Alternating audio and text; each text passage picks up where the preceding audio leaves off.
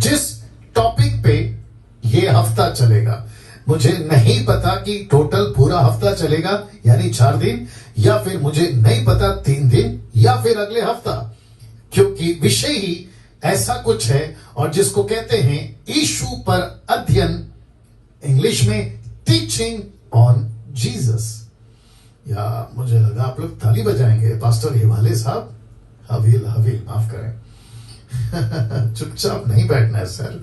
मैं अक्सर कहता हूं कि आप लोग ऐसे लोग हैं जो यीशु से प्यार करते हैं। आप लोग दिन भर थक के आते हैं, मैं जानता हूं। आप घर पे बैठे तो घर का माहौल आप लोग के दिमाग में आता है, लेकिन टीचिंग चल रहा है ना। और जिसकी मैं बात कर रहा हूं वो अमिताभ बच्चन थोड़ी है, शाहरुख खान थोड़ी है, ये उन सबका बाप है। देखो फिर भी नहीं ताली बज रही है। ओके, तो वापस आता हूं जिस विषय पे ये हफ्ता चलेगा, और मुझे नहीं पता कि कितना टाइम चलेगा, कितना दिन चलेगा, क्योंकि टॉपिक ही अद्भुत है। और वो टॉपिक है यीशु, जीसस, यीशुआ, यस्तूस। ऐसे जितने भी ट्रांसलेशन के हिसाब से, लैंग्वेज के हिसाब से, आप जैसा कहो, एक ऐसा शख्स, एक ऐसी पर्सनालिटी, एक ऐसा व्यक्तित्व, एक ऐसा व्यक्ति जिसने जब से पैदा हुआ तब से अब तक गजब गजब गजब ढाया हुआ है। वाह। मैं फिर कहता हूं बहुत अद्भुत विषय है ये, और जिसको मैं समझता हूं कि हम सभी को सीखना समझना बहुत जरूरी है। राइट, तो वापस कहता हूं कि इस एक विषय पे जिसको कहते हैं यीशु, इसके ऊपर आज हम बात करेंगे ना। मैं चाहता हूं कि सबसे पहले आप ये स्लाइड्स देख लीजिएगा, ठीक है ना। लिखा है एक विश्वासी को यीशु के प्रति पूरी जानकारी और सही ज्ञान होना जरूरी है। Is that right Rekha ji? या फिर से दोहरा देता हूं क्योंकि टीचिंग है। और वापस कहता हूं कि एक विश्वासी को यीशु के प्रति पूरी जानकारी और सही ज्ञान, नॉलेज होना बहुत बहुत जरूरी है। अगर यीशु को नहीं समझे फिर क्या समझे? टोटल बाइबल में अगर इस व्यक्ति को नहीं समझे तो फिर क्या समझे? नूहा को समझ के मैं क्या करूं? अब्राहम को समझ के आप और हम क्या करें? मूसा को समझ के आप और हम क्या करें? पतरस को, पौलुस को समझ के हम और आप क्या करें? जो सबका बाप है, जो सबका पिता है, अनादि काल से है, आदि है, अंत है, अल्फा है, ओमेगा है, अगर उसको नहीं समझा तो एक साथ बोल दीजिए, गई भैंस पानी में। ठीक है ना। तो इस व्यक्ति को, और मुझे बेहद बेहद खुशी है, बहुत ज्यादा उत्साहित हूं, क्योंकि आप नहीं समझ पाओगे या नहीं सोच पाओगे कि किस तरीके का ये टॉपिक होने जा रहा है, जिसको मैं अभी बैठे बैठे महसूस कर सकता हूं, क्योंकि आपके होश उड़ जाएंगे जैसे जैसे सीखोगे, जैसे जैसे समझोगे। मैं जानता हूं इसमें बहुत सारे सेवक भी हैं, पास्टर्स भी हैं, लेकिन आपको गारंटी देता हूं, अश्योर करता हूं कि आपने भी ऐसे ऐसे पॉइंट्स जो मैं रखूंगा इन 4 दिनों में, आपने भी नहीं सुना होगा। आपको मैं अभी से कह देता हूं। तो अद्भुत अद्भुत प्रकाशन के साथ में हम और आप जो हैं यहां से सीखने जा रहे हैं। तो वापस कहता हूं कि हर विश्वासी को, किसी भी डिनोमिनेशन का हो, पंथ का हो, देश का हो, विदेश का हो, दास हो, दासी हो, भाई हो, बहन हो, हम सभी को यीशु के प्रति पूरी जानकारी और सही ज्ञान होना बहुत जरूरी है। ऐसा क्यों पास्टर डैनियल? क्योंकि यूहन्ना की किताब उसका 17:3, आइए देखते हैं क्या कहता है। कहता है कि अनंत जीवन यह है, अनंत जीवन यह है कि वे तुझे, अद्वितीय सच्चे परमेश्वर को, और यीशु मसीह को जिसे तूने भेजा है। ये जो ब्लैक में स्पॉट किया है ना यूट्यूब वालों, आप भी देख लीजिएगा, लिखा है जाने। मैं रिपीट करता हूं कि अनंत जीवन यह है कि वे तुझे, अद्वितीय सच्चे परमेश्वर को और यीशु मसीह को जिसे तूने भेजा है, जाने। या एक सच्चे परमेश्वर को जाने, तो इसका मतलब है कि मुझे, यानी डैनियल राज को, जिसको कहते हैं ना ताउम्र, मतलब पूरी जिंदगी मुझे किसमें बिताना है? यीशु को जानने में, यीशु को जानने में। दूसरा, मुझे क्या करना है? दूसरों को यीशु के बारे में जानकारी, आगे बोल दीजिए, देते रहना। खुद भी जानना है और दूसरों को भी यीशु के बारे में जानकारी देते रहना है। मैं फिर कहता हूं, मसीह मंथन एक ऐसे कॉन्सेप्ट में चल रहा है जो यीशु की टोटल बातों को लेकर चलता है। इसलिए मैं फिर कहता हूं, पुरुष हो या स्त्री हो, हम सबको प्रभु का सेवा करना है। कोई मूर्ख अगर ये कहता है कि महिला सेवा नहीं कर सकती, आप उसको एक ही प्रश्न पूछना, कौन सी बाइबल पढ़ते हो? कौन सी बाइबल पढ़ते हो? हम सभी को, दास हो दासी हो, पुरुष हो स्त्री हो, हम सबको परमेश्वर के वचन का ज्ञान दूसरों तक पहुंचाना बहुत बहुत जरूरी है। तो फिर कहता हूं, अनंत काल का जीवन क्या है? यीशु मसीह को जानना। नाउ पौलुस क्या कहता है, देखिए इफिसियों 1 का 16 से 17, वो कहता है तुम्हारे लिए, किसके लिए? आपके और मेरे लिए, साथ ही साथ उस वक्त के लोगों के लिए जिनका अभी अभी उद्धार हुआ है।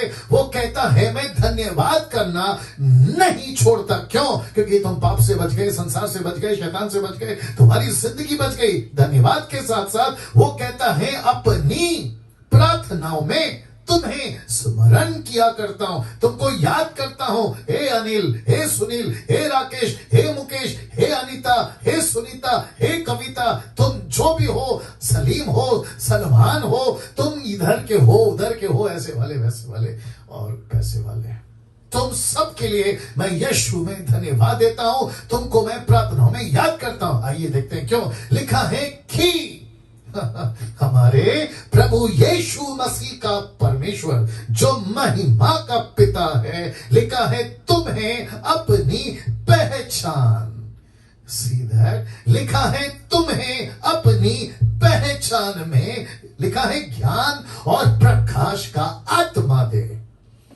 क्या बात है, क्या बात है। मुझे पवित्र आत्मा क्यों चाहिए? आज पंजाब के लोगों से बात करते वक्त मैं पूछूंगा, मुझे पवित्र आत्मा क्यों चाहिए? ताकि मैं यीशु को पहचानूं। मुझे अभिषेक क्यों चाहिए? जो कि मेरा ऑलरेडी हो चुका है, ताकि मैं परमेश्वर को पहचानूं। मुझे परमेश्वर क्यों चाहिए? यीशु क्यों चाहिए? ताकि मैं उसको पहचान सकूं। किसकी बातें हैं? बाइबल की बातें। क्या बात है, क्या बात है। कैसा लग रहा है अजीजों? या आपका ज्यादा वक्त किस में बीत रहा है?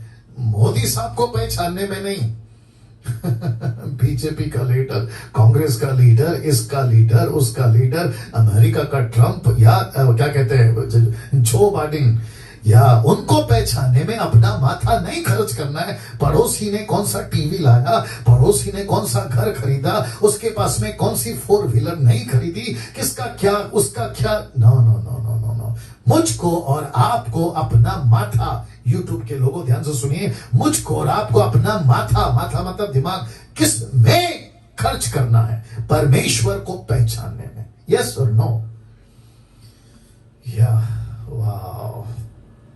सी नाउ, जानते हो दूसरा पत्र 3 का 18 क्या कहता है? लिखा है पर हमारे प्रभु, और दूसरा उद्धारकर्ता यीशु मसीह के अनुग्रह, फिर नीचे ब्लैक लिखा है और पहचान में बढ़ते जाओ। क्यों? क्योंकि तुम Jesus Christ, get ready now, तुम जितना पहचानोगे उसकी महिमा उतनी करोगे। तुम जितना प्रभु को पहचानोगे, लिखा है ना, उसकी महिमा अब भी हो और युगान युग होती रहे। और नीचे लिखा है आमीन। एक साथ जोर से आमीन। इसका मतलब है कि डैनियल राज को परमेश्वर की महिमा अगर करना है तो मुझे परमेश्वर को पहचानना होगा। अगर यीशु की बड़ाई करना है, उसका युगान युग प्रशंसा करना है, मुझे यीशु को पहचानना होगा। कैसे पहचानो? एक वक्त था लोगों के हाथ में बाइबल नहीं थी, कैसे पहचाने? एक वक्त था उनके पास में उत्पत्ति से प्रकाशित वाक्य तक की पूरी डिटेल नहीं थी। लेकिन आज का युग क्या गजब का युग है। आज का जमाना क्या गजब का जमाना है।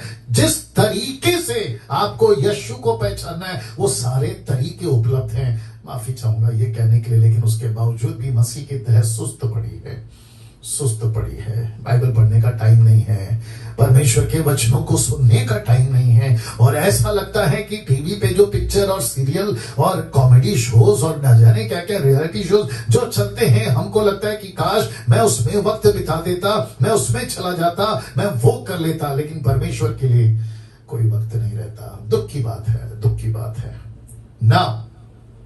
जिस यीशु की टॉपिक ये हफ्ता लेके मैं चल रहा हूं। जिस यीशु की चर्चा आपके बीच में मैं इस वक्त में करने जा रहा हूं, मैं चाहता हूं कि हम सभी इस वक्त में उसकी डिटेल आपके बीच में बहुत बारीकी से एक एक पॉइंट्स, मैं वापस कहता हूं एक एक पॉइंट्स आपके बीच में रखूंगा।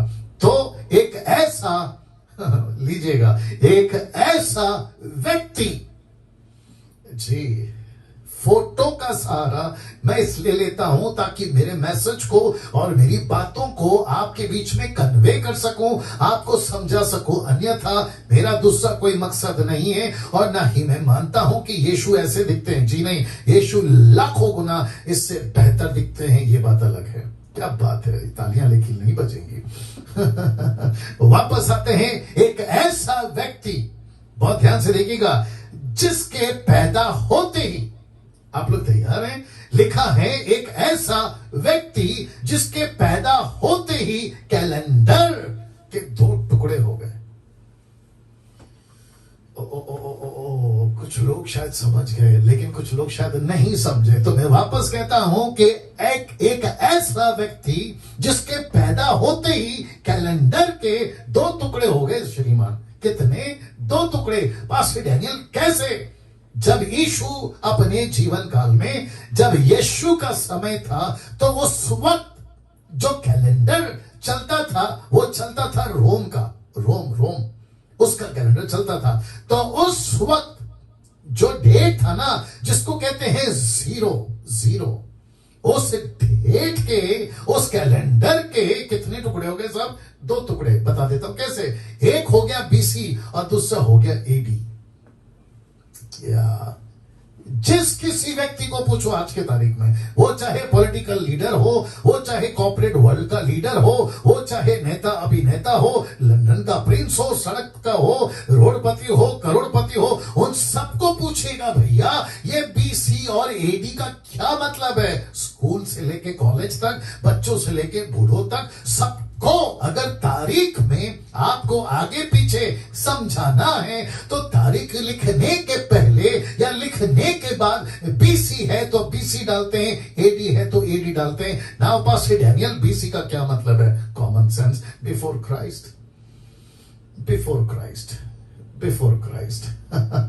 दूसरा एडी का मतलब क्या है? आपका लैटिन जिसको वर्ड कहते हैं एनो डोमिनी, इसका मतलब है the year of the Lord. परमेश्वर का साल, परमेश्वर का दिन, परमेश्वर का युग आ गया है। एनो डोमिनी, इज़न्ट इट?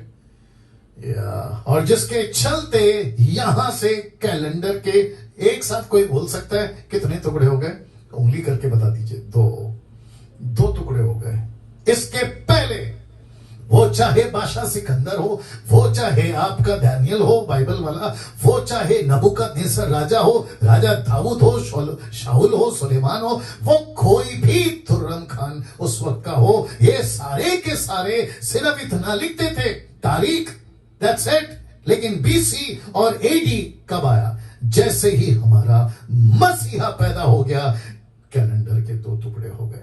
यहां तो जम के प्रभु के लिए ताली बजनी चाहिए, परमेश्वर को महिमा मिलने पाए, क्योंकि मैं समझता हूं कि आप और मैं एक ऐसे यीशु को मानते हैं, एक ऐसे परमेश्वर को मानते हैं जो मरा, ये सच है, लेकिन जी उठा, ये भी सच है। सबकी कब्रें बंद है, लेकिन इस एक व्यक्ति की कब्रें आज भी खुली है। इतिहास गवाह है। वो चाहे कोई भी बहस करे, ऐसा कैसा वैसा कैसा, तो भैया आपको नमस्ते, क्योंकि अब हम सब, आगे बोल दीजिए, समझते तो वापस कहता हूं, ये परमेश्वर जिसके पैदा होते ही, फिर रख देता हूं, 2 टुकड़े हो गए कैलेंडर के। रोम के लोगों को पूछिए, वो आपको बताएंगे।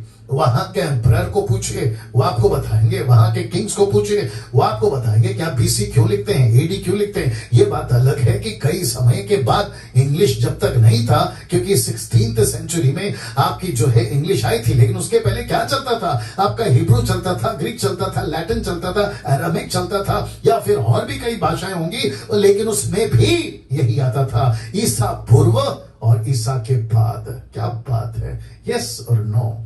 ना, मैं आपके बीच में इस एक व्यक्ति का, जिसका नाम है यीशु, आपके बीच में रखने जा रहा हूं। सबसे पहला, जिस व्यक्तियों ने, कम से कम 40 लोग, बहुत ध्यान से सुनिएगा, मजा आएगा। जिस व्यक्ति ने या व्यक्तियों ने जिसने बाइबल के 40 लेखकों या राइटर्स जिसने लिखा, उनको पूछिए, लिखा है, उनको पूछिए इस पुस्तक का सेंटर कौन है। जिसका मतलब है इस पुस्तक को पढ़ते वक्त में किसको बीच में रखते हैं।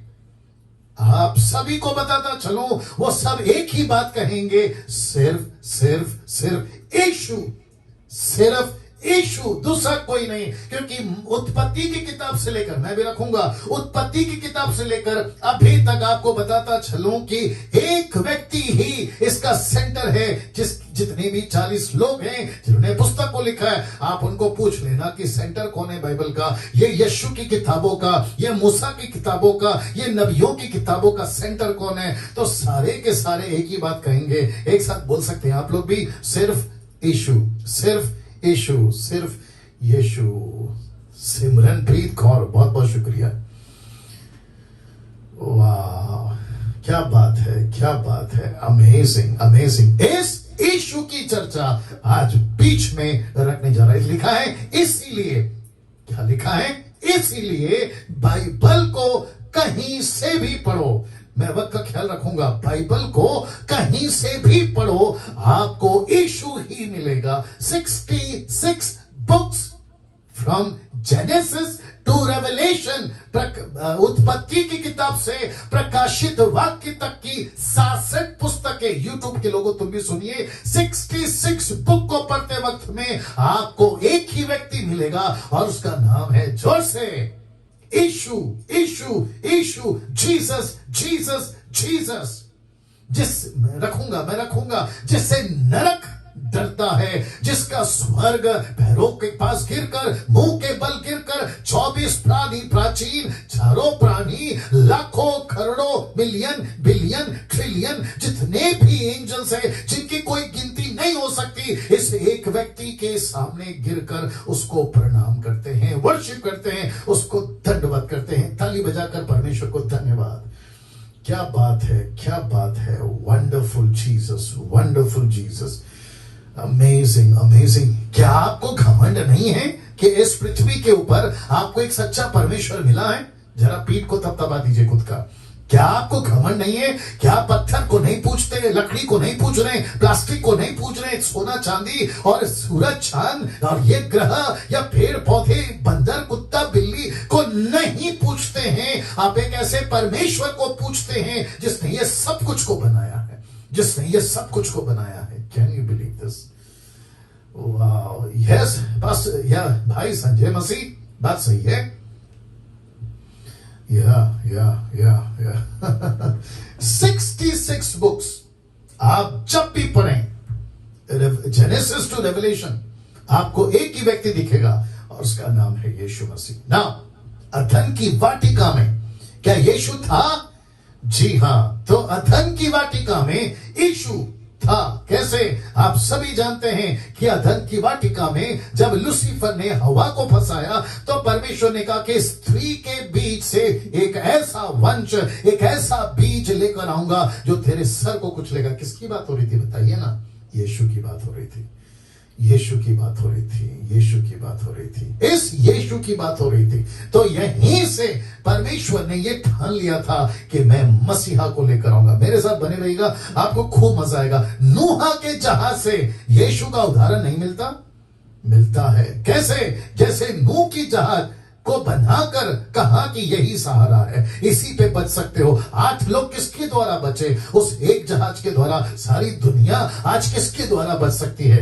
एक मसीहा। यस यस यस यस, एक मसीहा।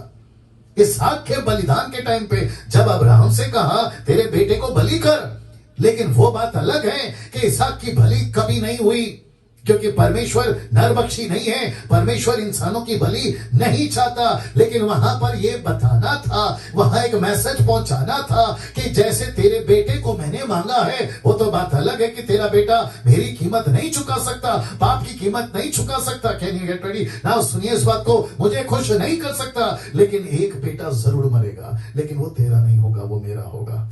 आहा हा हा हा हा, क्या बात है। वो बेटा तेरा नहीं होगा, वो बेटा मेरा होगा और उसका नाम होगा जो से Yeshu Yeshu Yeshu.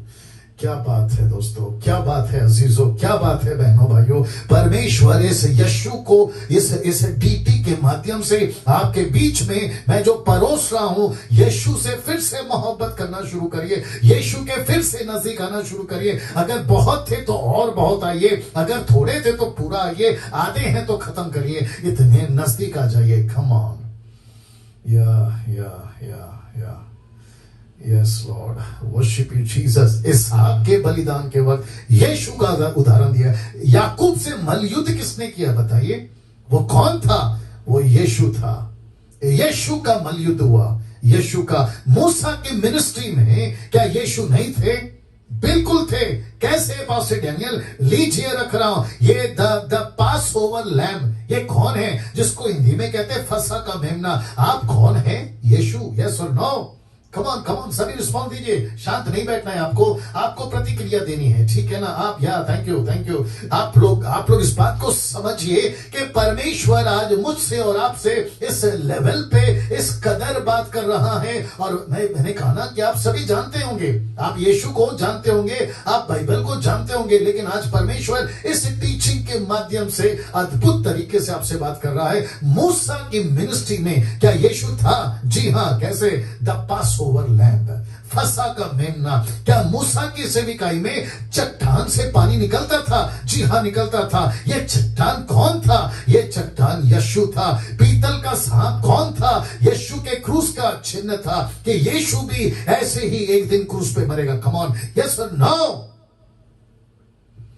Yes, wonderful Jesus, जिसके चलते परमेश्वर मूसा के मिनिस्ट्री में यीशु को वक्त दर वक्त जब मौका मिला, जहां लोगों को बता सके कि इंतजार करो, एक मसीहा पैदा होगा। महायाजक किसके रूप को दर्शाता था? महायाजक का कॉन्सेप्ट क्यों लाया गया? क्योंकि महायाजक साल में एक बार, कब? साल में एक बार वो जाता था अति पवित्र स्थान में, जिसको कहते हैं होली ऑफ होली प्लेस, और वो जाता था परमेश्वर को आगे, परमेश्वर के आगे एक ऐसे मेमने का लहू लगाता था प्रतिवर्ष। लेकिन किसके तरीके से, किसके वजह से परमेश्वर उसको लेता था? एक महायाजक। लेकिन न्यू टेस्टमेंट में वो महायाजक कौन बना? आपका और मेरा यीशु। यस और नो? लहू किसका लेकर गया? बकरी का नहीं। लहू किसका लेकर गया? मुर्गी का नहीं, बछड़े का नहीं, किसी इंसान का नहीं। लिखा है खुद का लहू लेकर परमेश्वर याजक के रूप में कौन? आपका और मेरा यीशु गया। इसलिए तो कहा मारी मैगदलीन से, मरियम मगदलीनी से, मुझे मत छू। क्यों? यूहन्ना की किताब उसका 20:15 से उसने कहा क्यों? तो उसने कहा मैं अभी तक पिता के पास नहीं गया। इसका मतलब क्या है? इसका मतलब यह है कि यीशु कहता है मुझे मत छू, क्योंकि जैसे महायाजक को नहीं छुआ जाता है, उसको कोई टच नहीं करते हैं, क्योंकि वो परमेश्वर के पास में प्रायश्चित करता है, प्रायश्चित के ढक्कन के ऊपर, जिसको कहते हैं संदूक के सामने। कम ऑन, यस और नो? यीशु आपके और मेरे लिए क्या गजब का परमेश्वर है, और जिसके चलते आप और मैं और मुझ जैसे, आप जैसे पहली सदी से अब तक लोग क्यों मरते हैं पता है इस यीशु के लिए? क्योंकि उनको पता है कि ये सच्चा है। गर्दन काट दिए गए, जानवरों के सामने फेंक दिए गए, उनके बच्चों को जिंदा जला दिया गया, कई पत्नी के पति के सर को काट दिया गया। क्यों? इस मसीहा के लिए। ऐसी युग, ऐसी तड़प, ऐसा पैशन, ऐसा कंपैशन यीशु के लिए वापस आना चाहिए, वापस आना चाहिए। मूसा के प्रचार में यीशु, राजाओं के प्रचार में यीशु, यस और नो? नबियों के प्रचार में यीशु, आपके दानियल के दर्शन में यीशु। देख लीजिए। और उसके बाद में गजब का एक उदाहरण, और जो कि आप सभी जानते हैं, योना, जिसको कहते हैं जोना इंग्लिश में।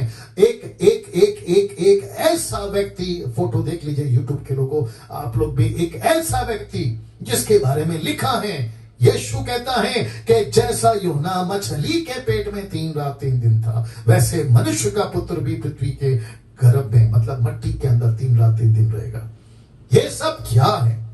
ये सब वो उदाहरण है जिसको लेकर परमेश्वर ने मुझसे और आपसे आज ये बातें की है। मैं चाहता हूं कि अपने हृदय में परमेश्वर को धन्यवाद दीजिए कि प्रभु एक ऐसा सच्चा परमेश्वर हमको मिला जिसका कहीं से किसी भी कोने से उसको कैंसल नहीं किया जा सकता है, उस पर शक नहीं किया जा सकता है। बहुत सारे यूट्यूब पे वीडियो बनते हैं यीशु के विरोध में, वापस कह रहा हूं, यीशु के विरोध में, बाइबल के विरोध में, कहते हैं कि ये सब क्या कहते हैं, फेक है, ये सब काल्पनिक है। अब बताइए, एक दो किस्सा हो सकता है, पूरी की पूरी हद हो गई सब ना। कुछ वचन है जिसको यीशु के पैदा होने से पहले लिखा गया था, कहा गया था। देखो क्या लिखा है, लिखा है भजन संहिता 110 का 1 पहले, फिर उसके बाद में वचन 4 आपके लिए मैं अलग से पढ़ूंगा। लिखा है मेरे प्रभु से। कौन है मेरा प्रभु? यीशु। कौन कहता है? दाऊद कहता है मेरे प्रभु से यहोवा की वाणी है। क्या वाणी है? जरा सुनिएगा, कि तू मेरे दाहिने हाथ बैठ। मरकुस 16:19 बिल्कुल घटित हो गया, मतलब हूबहू रिकॉर्ड हो गया। यीशु कहां जाकर बैठे? पिता के दाहिने हाथ में। यस और नो? मेरे प्रभु से यहोवा की यह वाणी है कि तू मेरे दाहिने बैठ जब तक कि मैं तेरे शत्रुओं को तेरे चरणों की चौकी ना कर दूं। ये कहां लिखा है जो कंप्लीट होने जा रहा है और हो चुका है और कलीसिया के पैर के नीचे आना बाकी है? इब्रानियों की किताब उसका 10:13। फिर वचन 4 क्या कहता? देखिए, यहोवा ने शपथ खाई है और ना पछताएगा कि तू मेल्किसेदेक की रीति पर सर्वदा का याजक है। इब्रानियों का 7वां अध्याय। कम ऑन यस और नो? यीशु को दाहिने हाथ में बैठ, तेरे शत्रु को तेरे पांव के नीचे कर दूंगा, तू सदा का मेल्किसेदेक की रीति पर याजक है। तो क्या ये काल्पनिक है? कम ऑन, बात करिए। क्या ये चंदा मामा की कहानी है? क्या ये फेरी टेल टाइप की स्टोरी है? जी नहीं, ये सच्ची घटनाएं ऑलरेडी घट चुकी हैं। यीशु पृथ्वी पर आ चुका है और जिसके आप और मैं सब फॉलोअर्स हैं। मलाकी 3:1 जिसको कल, माफ करे परसों, जिसको कहते हैं पाम संडे, यीशु का यरूशलेम में बड़े शान से और बड़े तगड़े तरीके से उनका स्वागत किया गया था, नीचे खजूर की डालियां डालकर। ये सुनो, और जिसको बहुत सारे लोगों ने कल मूर्खता की पूरी सीमा पार कर दी, खास करके पंजाब के लोगों ने मूर्खता की सीमा पार कर दी। एक व्यक्ति को यीशु बना दिया, उसको सफेद कपड़े पहना दिए और उसके नीचे खजूर की डालियां, उसके नीचे लेडीज लोग अपने दुपट्टे को ऐसे नीचे डालकर उसके लिए होसन्ना, किसके लिए? एक आदमी के लिए। Can you believe this? इसको कहते हैं मूर्खता। एनीवे, उसके ऊपर तो रात को बात करूंगा। लिखा है, देखो मैं अपने दूत को भेजता हूं। कहां? मलाकी 3:1 में, देखो मैं अपने दूत को भेजता हूं, वह मार्ग को मेरे आगे आगे सुधारेगा। और प्रभु जिसे तुम ढूंढते हो, कैन यू बिलीव दिस? लिखा है प्रभु जिसे तुम ढूंढते हो वह अचानक, ये जो शब्द है ना, अचानक अपने मंदिर में आ जाएगा। और यीशु अपने मंदिर में, जिसको 12 साल की उम्र में यीशु ने अपनी मां से कहा था कि मुझे मेरे पिता के घर में होना जरूरी है, एक ऐसा मसीहा जिसके बारे में मलाकी 3:1 में यह प्रोफेसी होती है कि अचानक, किसी को नहीं बताएगा, किसी शास्त्री फरीसी से फोन कर अपॉइंटमेंट नहीं लेगा कि मैं मेरे मंदिर में आ रहा हूं। जी नहीं, वो मंदिर का बाप है, वो मंदिर का मालिक है, वो मंदिर का रचयिता। दूसरे शब्दों में वो खुद परमेश्वर है। लिखा है, हाँ, क्या लिखा है? हाँ, वाचा का वह दूत जिसे तुम चाहते हो, सुनो, वह आता है। वो गधी के बच्चे पे बैठ कर आता है। बाप रे, मुझे नहीं पता कि विकास नाम है आपका, क्या नाम है? विलास तस्कोनो। जी भैया, हाथ पे हाथ रखकर कैसे बैठ सकते हैं? कुछ रिस्पॉन्स करिए। क्या बात है, ऐसे पंचेस दे रहा हूं। Wonderful Jesus. लिखा है, वाचा का वह दूत जिसे तुम चाहते हो, सुनो, वो आता है। सेनाओं का यहोवा का यह वचन है। देखिए, यशाया की किताब उसका 7:14 क्या कहता है? लिखा है, इस कारण प्रभु आप ही तुमको एक चिन्ह देगा। सुनो, एक कुंवारी गर्भवती होगी, एक पुत्र जनेगी। ब्रैकेट में यीशु मैंने लिखा है, उसका नाम इमैनुअल रखा जाएगा। इमैनुअल इमैनुअल का मतलब क्या पता है? इमैनुअल का मतलब है परमेश्वर आपके मेरे साथ। ओके ओके ओके ओके वापस कहता हूं, परमेश्वर आपके और मेरे साथ। इसका मतलब है, किसी ने मुझसे पूछा था बीच में कि जब यीशु का नाम यीशु है तो फिर उसका नाम इमैनुअल क्यों, और अगर इमैनुअल है तो यीशु क्यों? अब उनको कौन बताए कि इमैनुअल नाम नहीं है, इमैनुअल का मतलब है कि परमेश्वर हमारे साथ। आप किसको क्या समझाएं? मीका की किताब उसका 5:2, मीका की किताब उसका 5:2 क्या कहता? देखो लिखा है, हे बैतलहम एप्रता, हे बैतलहम एप्रता, यदि तू ऐसा छोटा है, क्योंकि 2 प्रकार का एप्रता है बैतलहम में। तो लेखक कहता है, मैं जिस एप्रता की, माफ करें, जिस बैतलहम की बात कर रहा हूं वो बैतलहम एप्रता, यानी यदि तू ऐसा छोटा है तो ऐसा बैतलहम, माफ करें, ऐसा एप्रता जो बैतलहम में है लेकिन छोटा है। वो कहता है यदि तू ऐसा छोटा है कि यहूदा के हजारों में गिना नहीं जाता, तो भी क्या लिखा है? तो भी तुझ में से मेरे लिए एक पुरुष, जरा रिपीट कर सकते हैं, क्या लिखा है? पुरुष निकलेगा। यह पुरुष कौन है मैं रखूंगा, और आप तो वैसे भी जानते हैं, एक पुरुष निकलेगा जो इस्राएलियों में प्रभुता करने वाला होगा। उसका, जीसस क्राइस्ट, गेट रेडी, लिखा है उसका निकलना प्राचीन काल से वरना अनादि काल से होता आया है। पृथ्वी की नींव नहीं गिरी थी, सूरज चांद नहीं बना था, पृथ्वी का कोई पेड़ पौधा नहीं बना था, किसी प्रकार की कोई रचना नहीं हुई थी। ऐसा लिखा है, वो पुरुष का निकलना तय हो गया था। ये पुरुष का निकलना तय हो गया था। मुझे नहीं पता बाकी लोग की क्या हालत हो रही है सुन सुन के, लेकिन मेरी हालत खराब हो रही है आपको बोल बोल के कि क्या गजब का परमेश्वर हम पाए हैं, क्या अद्भुत परमेश्वर को हमने अपना जीवन दे दिया है, जिसमें इतनी सच्चाई है कि मैं आपको क्या बताऊं। कितनी सच्चाई है, कितनी सच्चाई है, जिसको आपको और मुझे समझना बहुत जरूरी है। वाह ना, मेरा जो अभी आज का पहला हफ्ते का, माफ करें, इस हफ्ते का पहला दिन का जो टॉपिक है वो है यीशु। और मैं आपको क्या बता रहा हूं, एक ऐसा व्यक्ति जिसने कैलेंडर के 2 टुकड़े कर दिए, एक ऐसा व्यक्ति जिसने लोगों की जिंदगी में इतना प्रभाव डाला है कि अगर आप बाइबल को कहीं से भी पढ़ोगे तो आपको यीशु मिलेगा। मैं इस कड़ी में बात कर रहा हूं। तो ये अभी तक हो गया ओल्ड टेस्टमेंट। अब बात करते हैं न्यू टेस्टमेंट की, जिसको कहते हैं सुसमाचार के 4 पुस्तकों में से आपको यीशु ही मिलेगा। यहां भी पुरुष आप सभी जानते हैं, लूका, उसके ठीक बगल में उकाब, आप जानते हैं यूहन्ना की पुस्तक, इस तरफ नीचे लायन यानी कि सिंह, आप जानते हैं राजा के रूप में मत्ती की किताब, आप इस तरफ जो नीचे चौथा लाइन के नीचे है उसको कहते हैं बैल, यानी कि मरकुस की किताब जिसको कहते हैं सेवक। एक है पुरुष, उकाब, लायन और बैल या बछड़ा, आप जो भी बोलना चाहें। ये चारों के चारों सिंबॉलिक, अपोक्लिप्टिक, एक चिन्ह के रूप में सुसमाचार की 4 पुस्तकें, जिसका जिक्र हिजकिय्याह की पुस्तक और जिसका जिक्र खुद यूहन्ना प्रकाशित वाक्य में लिख चुका है कि मैंने स्वर्ग में ये 4 प्राणी देखे जो आपस में एक दूसरे से मिले हुए हैं, और एक है पुरुष, एक है उकाब, एक है लायन और एक है बछड़ा या बैल, आप जो बोलना चाहें। यस, ये कौन है? ये 4 किताबें, ये 4 किताबें मत्ती, मरकुस, लूका, यूहन्ना, ये सारी बातें किसको इशारा करती हैं? ये किसको इंडिकेट करती हैं? आप लोग बता दीजिए। यीशु को, यीशु को। Isn't it? कितनी सच्चाई, कितनी वास्तविकता है इस पुस्तक में। नाउ एक प्रश्न आपके बीच में रखूंगा, ये आपका बाइबल है, बाइबल के 2 भाग क्यों? ब्रैकेट में 2 पार्ट्स क्यों? आप सभी जानते हैं ओल्ड टेस्टमेंट, न्यू टेस्टमेंट 2 भाग हैं, राइट? अब प्रश्न है क्यों? इसको एक साथ क्यों नहीं लिखा गया?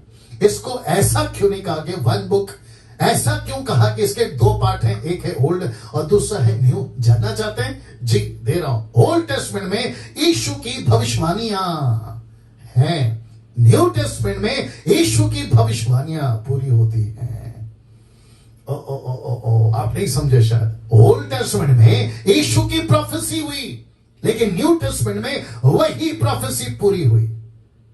इसलिए लिखा है 2 भाग। अगर कोई कहता है ओल्ड टेस्टमेंट क्यों, तो उनको कहना है कि साहब ओल्ड टेस्टमेंट इसलिए है क्योंकि यीशु को लेकर प्रोफेसी प्रोफेसी भविष्यवाणी भविष्यवाणी भविष्यवाणी होती चली होती चली होती चली। बोला फिर न्यू टेस्टमेंट क्यों? फिर उनको कहना है कि जो भविष्यवाणी हुई थी वो यीशु के न्यू टेस्टमेंट में पूरी हो गई, कंप्लीट हो गई। क्या बात है, क्या बात है, जिसके चलते बाइबल के दो भाग हैं। नाउ मैं समझता हूं कि आपका जो अंडरस्टैंडिंग की जो स्पिरिट है और आपका जो ताकत है, अब उसको थोड़ा और मजबूत करिए, क्योंकि अब हम लेवल चेंज कर रहे हैं। पता है क्यों और कैसे? आइए रखता हूं। लिखा है ये मसीहा जिस जिसके संपर्क में आया। कौन? ये मसीहा। आज से 2000 साल पहले जब यीशु मसीह ने अपने 3.5 साल की सेविकाई करी, 30 साल की उम्र में होकर, तो लिखा है कि ये मसीहा, यूट्यूब के लोग आप भी सुने, लिखा है ये मसीहा जिस जिसके संपर्क में आया, या इस मसीहा के संपर्क में जो भी कोई आया, उस व्यक्ति की जिंदगी हर तरह से बदल गई, हर तरह से बदली है। किसने? इस मसीहा ने। इस मसीहा ने। किसकी बात करते हैं डैनियल भाई? देख लीजिए फोटो। लिखा है एक गांव में जिसका नाम है नाइन गांव, एक ऐसा नगर या एक गांव जहां पे एक विधवा अपने बेटे को दफन करने जा रही थी। याद आ गया आपको? दफन करने जा रही थी। उसका पति कुछ महीनों, कुछ साल पहले मर चुका था किसी बीमारी के चलते, क्योंकि तब मसीहा का सामना नहीं हुआ था। मैं डंके की चोट पे बोलता हूं, अगर उस दिन अपने पति की लाश को यह विधवा अगर ले जा रही होगी, तो यीशु से अगर मुलाकात हो गया होता, मैं डंके की चोट पे बोलता हूं, इसका पति भी बच जाता। लेकिन पति के चलते जब मरा तो मसीहा का सामना नहीं हुआ, लेकिन अभी बेटे का सामना हो रहा है। अब ये विधवा अपने बेटे को ले जा रही है और बिल्कुल ठीक अपोजिट साइड में यीशु आ रहे हैं और मुलाकात हो गई, आमना सामना हो गया। और यीशु मसीह कैसे कह सकता है बेचारा मर गया? ऐसे कैसे कह सकता है? यीशु नहीं कह सकता अफसोस तेरा बेटा मर गया, ओके काम करो जल्दी जल्दी जाके दफना दो। Can you believe this? ऐसा कुछ नहीं हुआ अजीजों। लिखा है यीशु ने अर्थी को छुआ। आगे कोई बोल सकता है? लड़का जिंदा हो गया। कम ऑन, यस और नो? लड़का जिंदा हो गया। और यीशु मसीह के मुंह से पहला शब्द औरत को देखते क्या निकला था? मैंने कल 2 हफ्ता पहले शायद बताया था, मैंने कहा था कि मत रो मत रो मत रो मत रो।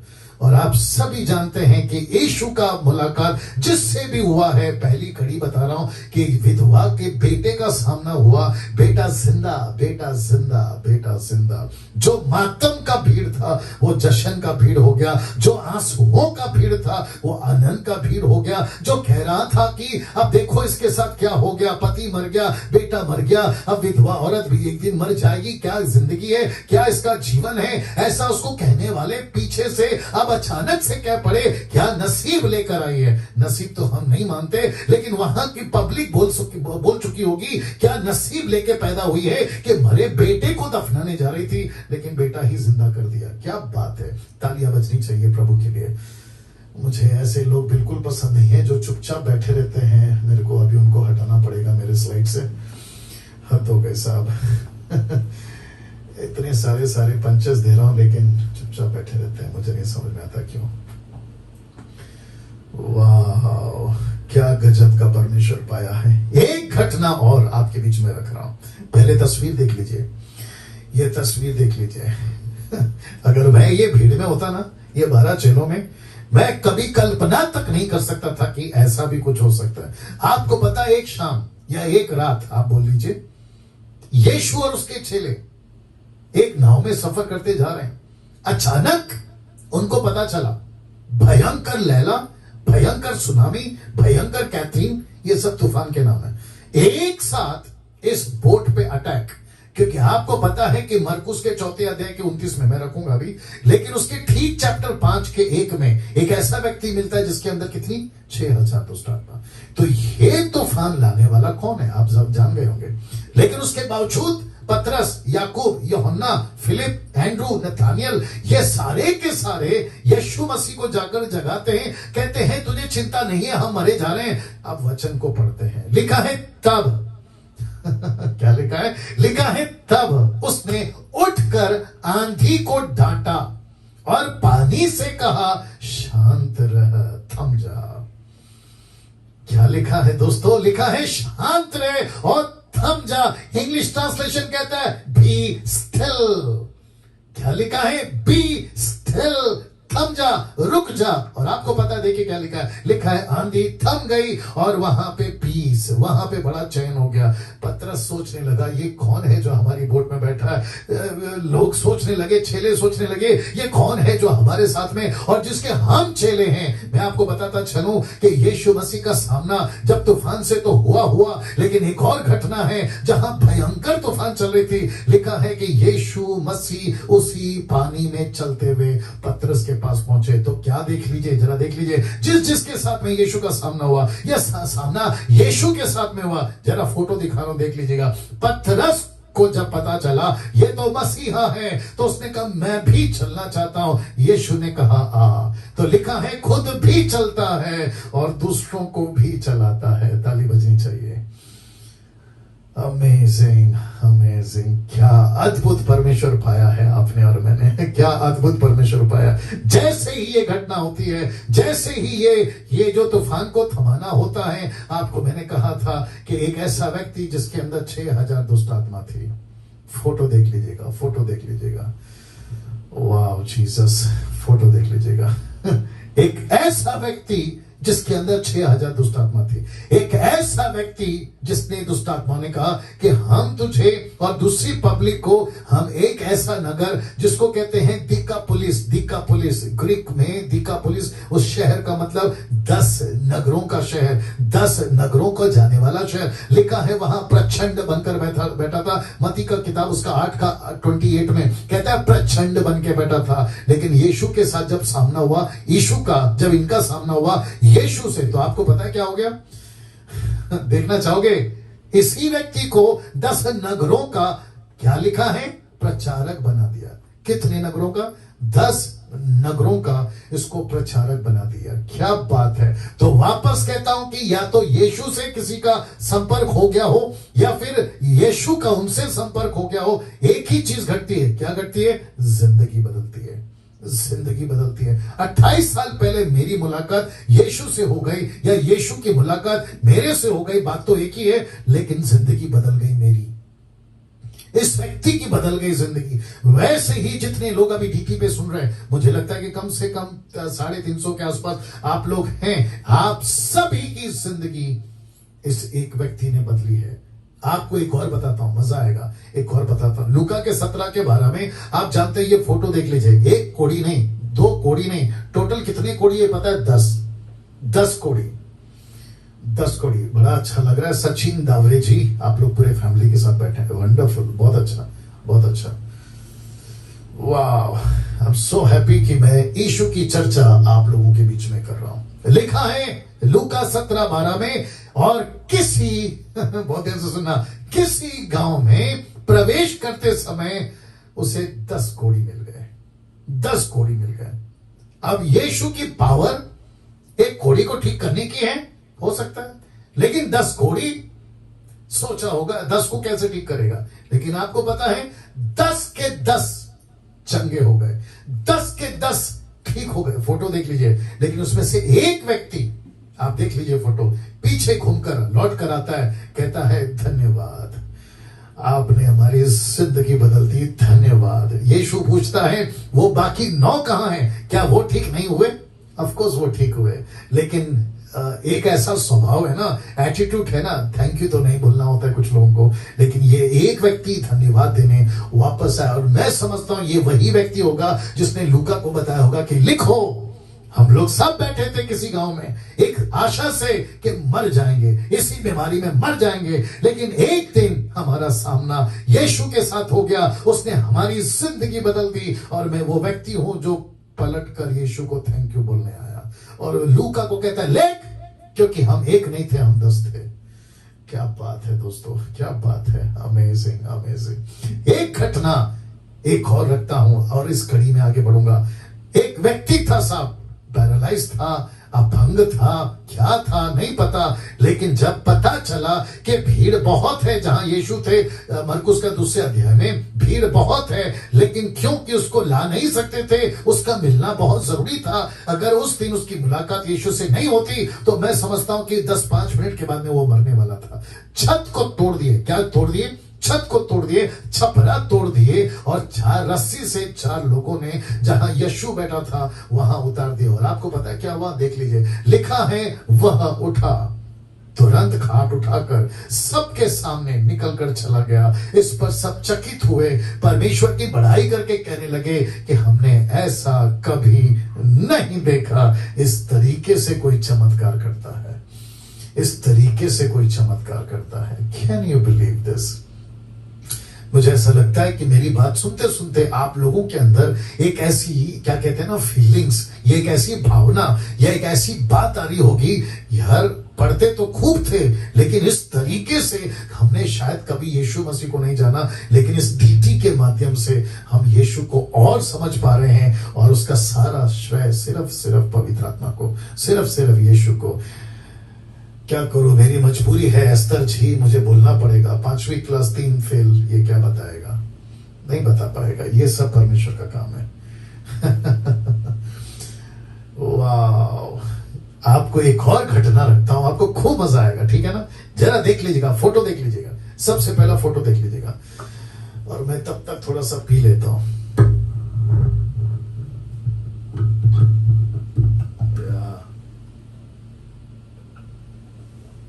वंडरफुल जीसस, क्या बात है।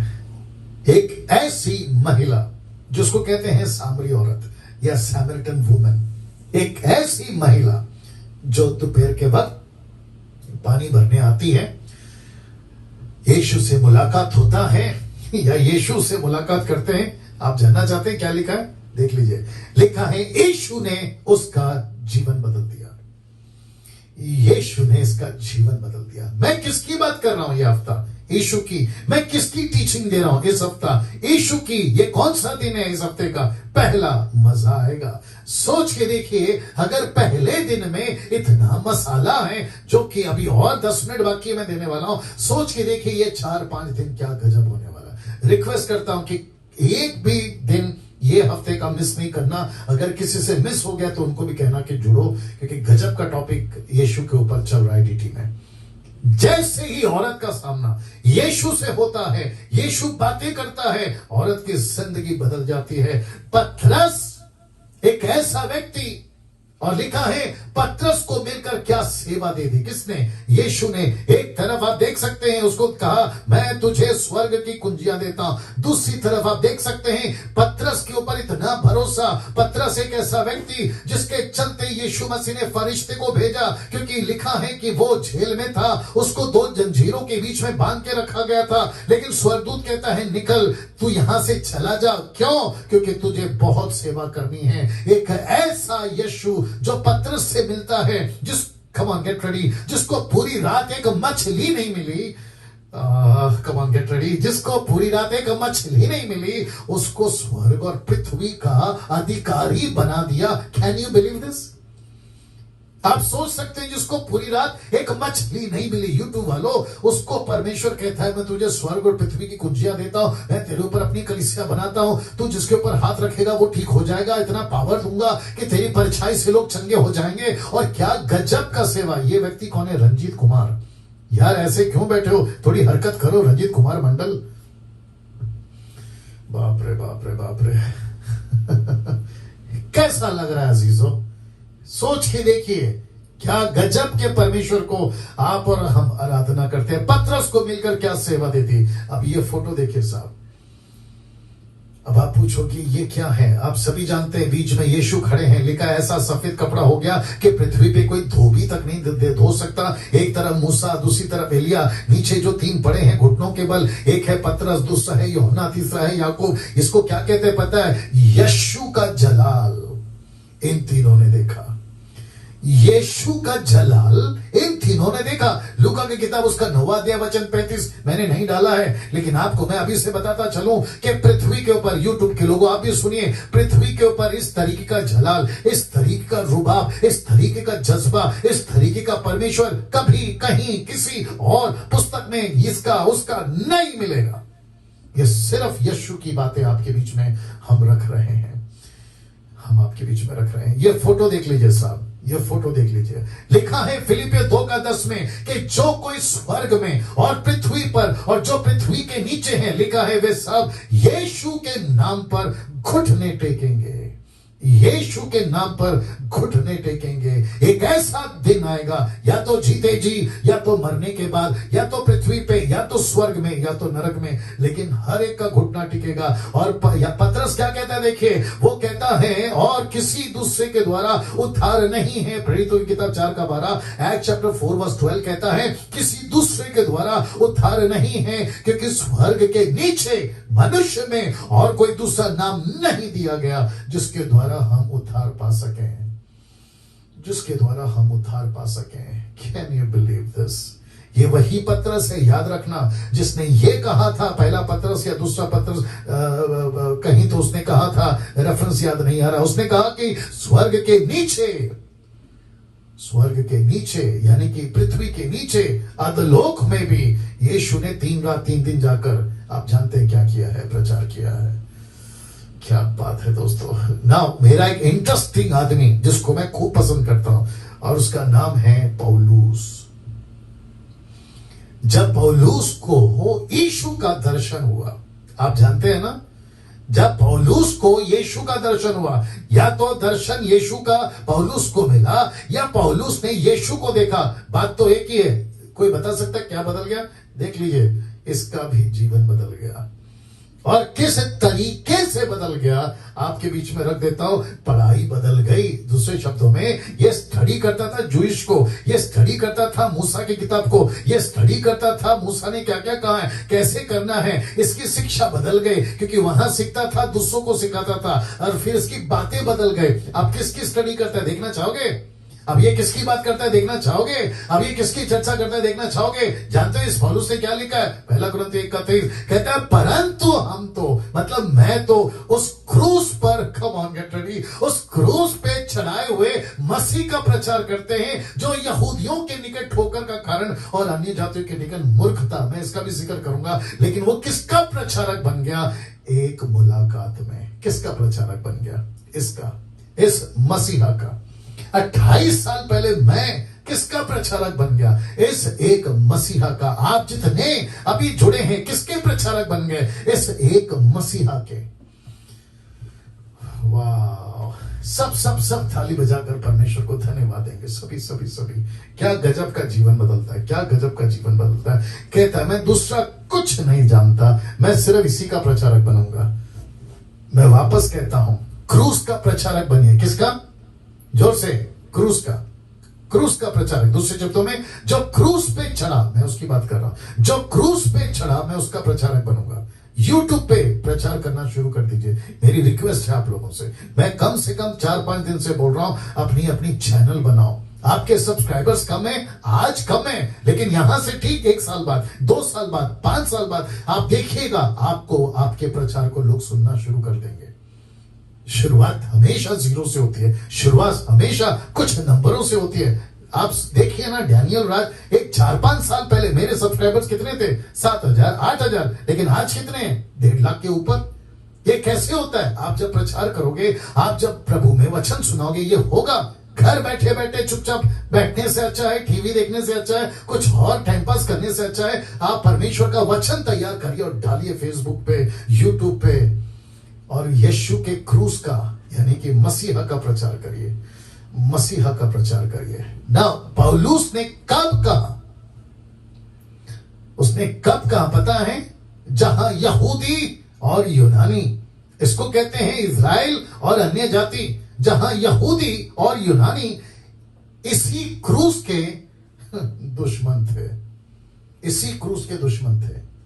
दूसरे शब्दों में, यीशु के दुश्मन थे, क्रूस की कथा के दुश्मन थे। तो माफ करिए, पौलुस ने क्या कहा? परंतु हम तो उस क्रूस पे चढ़ाए हुए मसीहा का प्रचार करेंगे। तो इसका मतलब है उसने कब कहा ऐसा? जहां सब कुछ ठीक था तब नहीं, जहां सब कुछ आसान था तब नहीं, जहां सब कुछ अच्छा से चल रहा था तब नहीं। वहां की सरकार नहीं पसंद करती थी क्रूस की कथा को, वहां के यहूदी नहीं पसंद करते थे क्रूस की कथा को, अन्य जाति नहीं पसंद करते थे क्रूस की कथा। तो यूनानी का मतलब है अन्य जाति पसंद नहीं करते थे, कल्चर की बात कर रहा हूं। लेकिन ऐसे टाइम पे जहां सब यीशु के दुश्मन थे, प्रूफ दे रहा हूं, 1 कुरिन्थियों 1:22 कहता है यहूदी तो चिन्ह चाहते हैं और यूनानी ज्ञान की खोज में है, लेकिन ऐसे बीच में मैं यीशु के क्रूस का यानी यीशु का प्रचार करूंगा। कैसा लग रहा है? कैसा लग रहा है? अब अंत में, क्योंकि समाप्त करना है, अब अंत में एक बात बहुत ध्यान से देखना। सबसे पहला चित्र देख लीजिएगा, और लिखा है यीशु का रुबाब, रुबाब प्रभाव, माफ करें, यीशु का प्रभाव, यीशु का प्रभाव। मैं कुछ सेकंड रख रहा हूं जी।